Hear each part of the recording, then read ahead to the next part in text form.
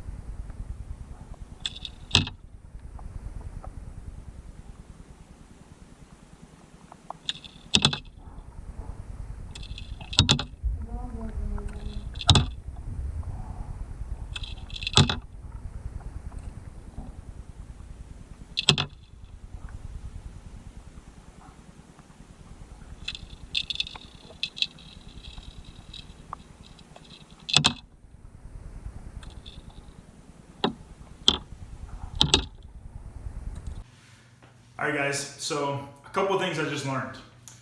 First of all, the GoPro is waterproof. It's actually the first time I put the GoPro underwater and it still works. So hopefully that was good footage for you. Here's the second thing I learned before I get to the comparison. The TRD, the very first one you saw that was not standing back up was actually an older worm or an older Zman TRD. When I switched it, the second one you saw was almost a brand new one, and that's when you saw it stand up again. So there's something about the Elastic after it's worn and stretched out. Remember I stretched it in the video? It didn't seem to be as buoyant as one fresh out of the package that's brand new. So learn that. Third thing I've learned. Sorry, that took me a minute. The Googan baits, I actually took the Rattlin Ned Googan baits, I actually took the rattle out, which creates an air pouch, in the tail, and it still didn't float. Zman floated or stood up, the Rattlin Ned did not. Now, what does that mean? Does that mean you can't catch fish with the Rattlin Ned? No, I've actually seen plenty of videos where people caught fish with the Rattlin Ned. I personally have caught a ton of fish with the TRD. Again, I prefer the bigger size. It's just up to you and kind of what you want. I think you've probably seen videos of flare fishing and catching fish with the Rattlin Ned. I've seen plenty of other people catching fish with the Rattlin Ned. So does this bait still work? Yes, it still does. If you're looking one though to stand up off the bottom, I'm probably still going with the TRD and the Zman Elastic plastic. That's just me. Googan baits in general though, if you look at this picture here, this is actually made by Bucket Mouth. So they created this for me, Bucket Mouth brand. You can find them on Instagram if you're not familiar with them. But they made this for me. This was an 8-pound bass I caught out at Lake Fork, and I actually caught it on the Googan Baits Bandito bug. So I'm not here to bash the Googan Baits or the Googan Squad. I've only met one of them, that was Rob at Academy one day. I don't know any of them, not affiliated with them, not affiliated with Z-Man, not sponsored by anybody for that matter. So I have caught my PB with the Bandito bug. I've caught tons of fish on the Mondo worm. I love the Googan baits. Again though, you're paying the extra for the rattle. So I did take the rattle out of the back end of the Rattlin Neds, and it's a little 2B 2-ball rattle. So that's actually what's in the back of these. Now, what's to come on the next video? Let me show you.